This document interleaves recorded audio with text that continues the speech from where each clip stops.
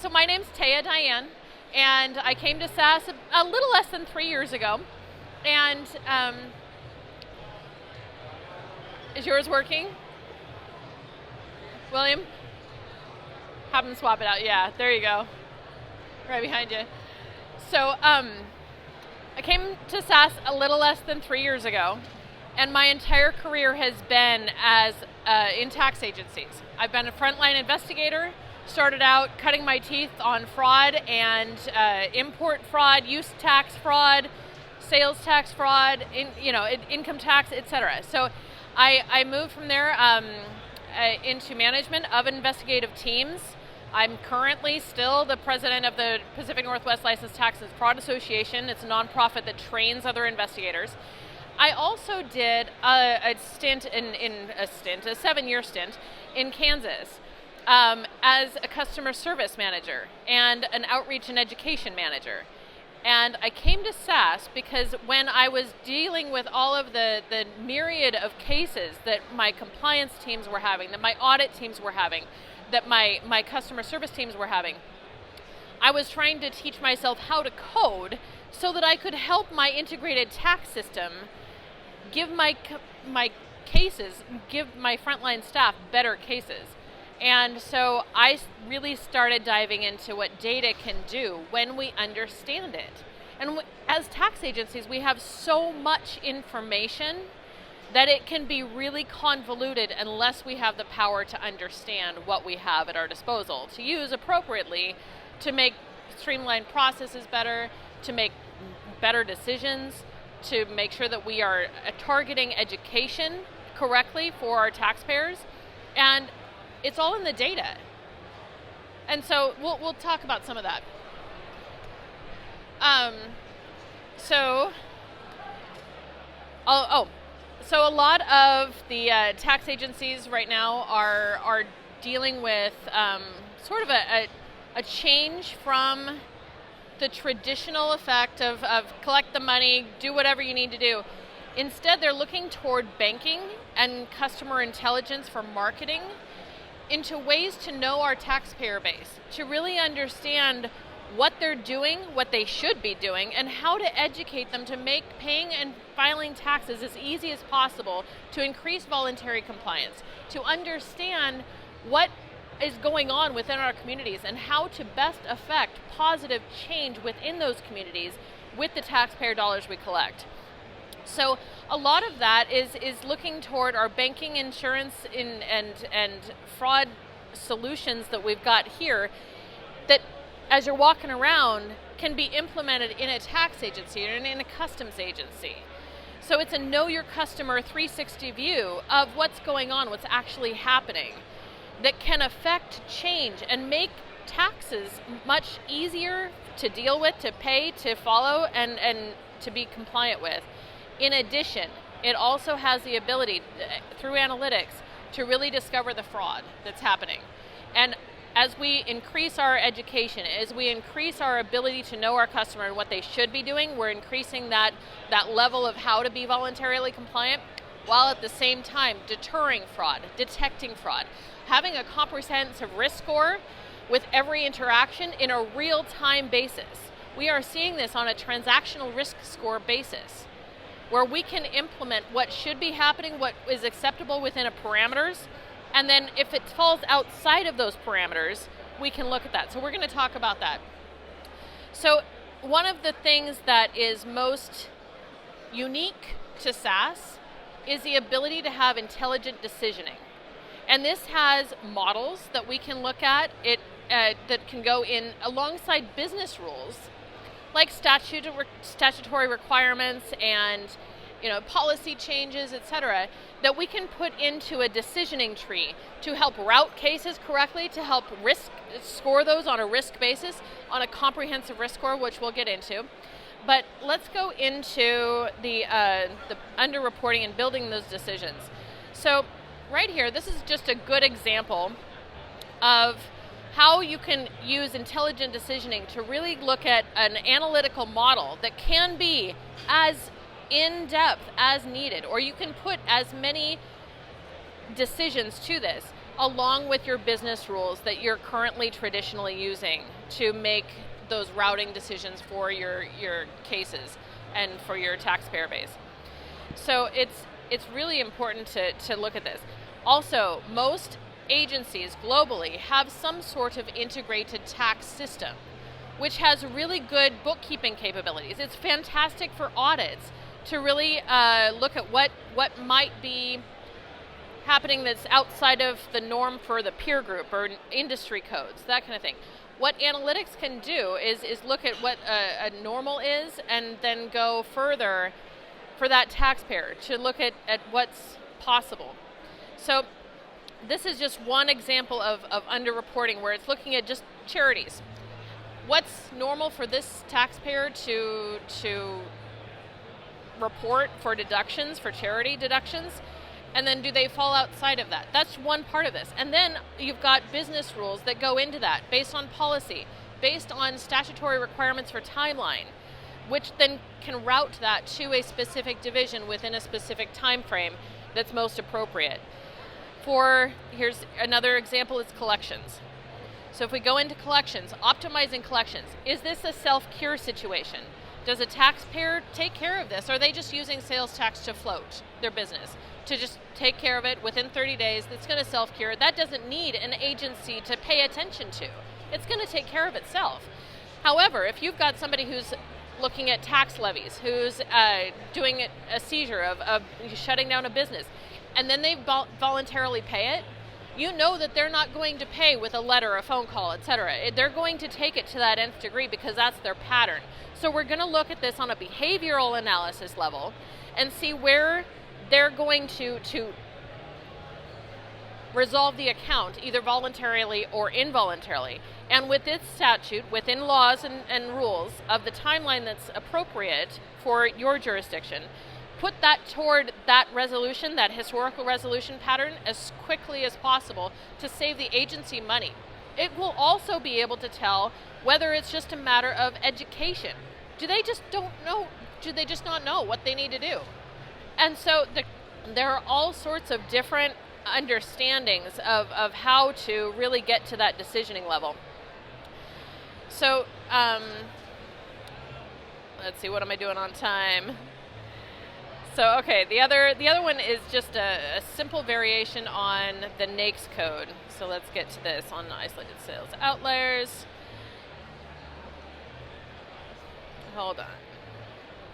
Score tax return. All right, so in here, just the basic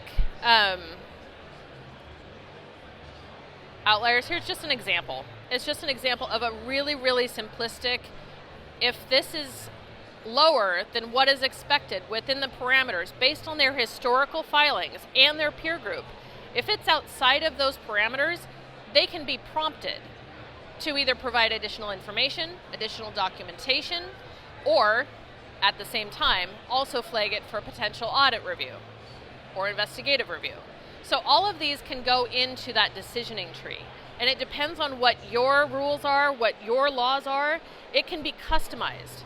Each one of these modes for a model needs to be done by an analyst, but me as a non-technical person can look at some of these decision trees and adjust them with a drag and drop UI with user interface, which is really kind of cool because I can be smart without being really, really smart like all of the analysts.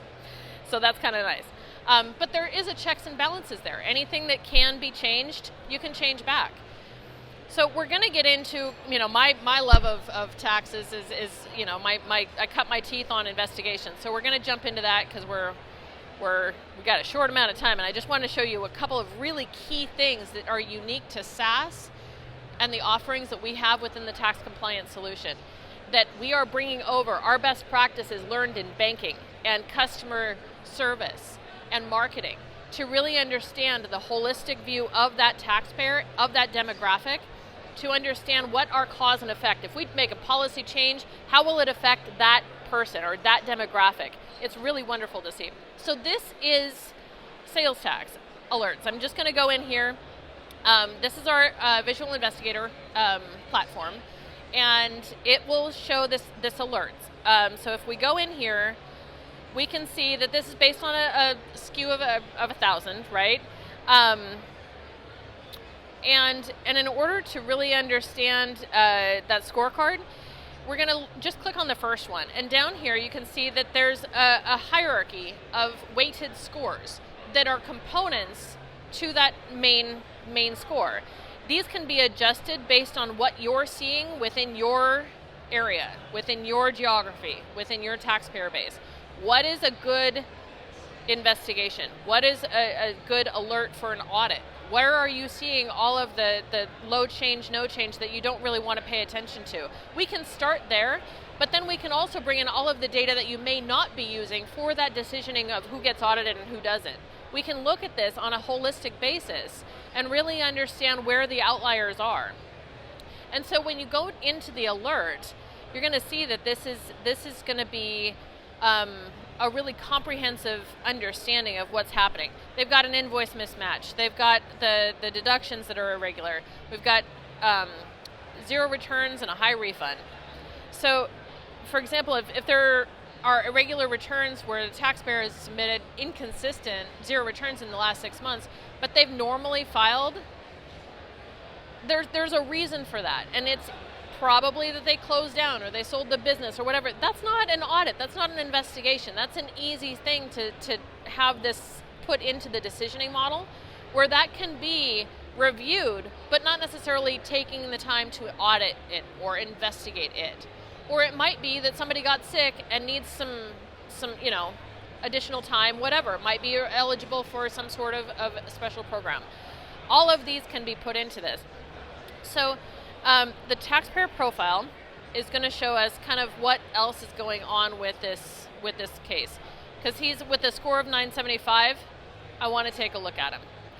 So in all of these scorecard categories that go into that, each component has a normal, like, plain talk kind of language descriptor.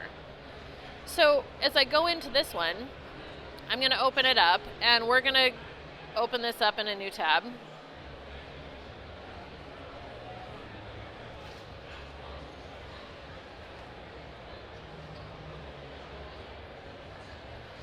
And we can see here that they have a different timeline than this is their normal. And then we see the change in behavior. Again, this is beyond business rules. This is beyond a threshold of a percentage of what their peer group might be. This is based on their behavior that is looking at it on a historical level. They need some attention. Something's different. It could be totally innocent. It could also be a major issue. So if we look at this compared to the other high refund, let's see here. The deductions, we can see that this is also going to show that anomalous behavior right about the same time. So it's something that a regular integrated tax system or your internal systems are really good at having some basic analytics. It will be wonderful at doing basic audit narratives. At Advanced Analytics, SAS Viya has the platform to really build on that foundation that's on your integrated tax system and go deeper. In addition to that, when we go into the alert details, I can see if I can click on the network and open this up to see what he's doing. So Sherwin-Tannaby, we've got some food velocity stuff. So he's obviously involved in a bunch of different businesses. We've got an alert on his returns. We've got some additional information here for returns that are anomalous. And it's all linked to every activity that we have data for in this system. If I click on food velocity here, it can open up, and it's just going to give me an information. This is all fuzzy match, but it's obviously him. Now we can do this with addresses that don't match, social security numbers that are similar, phone numbers that are similar, IP addresses, domain names on an email address that could be similar, but you've got a com and a co and a net or whatever. If you look at email addresses that come in for correspondence and see that there are similarities there, but they're not quite exact, if you don't have a taxpayer identification number, if you don't have a unique identifier that goes along with that, or is not an obvious match within our integrated tax systems, it's not going to find it. And so the fuzzy matching capability, the understanding that there's more to it than that. We can look at this. I'm going to give a demo tomorrow with a case study that I did for an investigation that I had that took me manually 9 months to resolve. I plugged all the information into Visual Investigator, and it populated my entire fraud ring in a matter of minutes, with every single data point cataloged, ready to go, ready for court, ready for evidence. It was wonderful. So I want to just go over a couple other things on the reporting as I have time. So okay. Sorry about that, guys. Yeah, the scenarios do go one step further into the probabilities and statistics. So it's much more comprehensive than most. The reporting that goes into this, as a manager, I need to know what's happening with every division that I have. So you can look at the scenario monitoring, the KPIs. What's going into this? Do we have some training issues that need to happen? Or do we have an investigator that is taking on too much and is not able to get through all of the cases effectively? What is the result? Are we auditing people that need to be audited, or are we wasting our time and resources and energy on stuff that is low change, no change?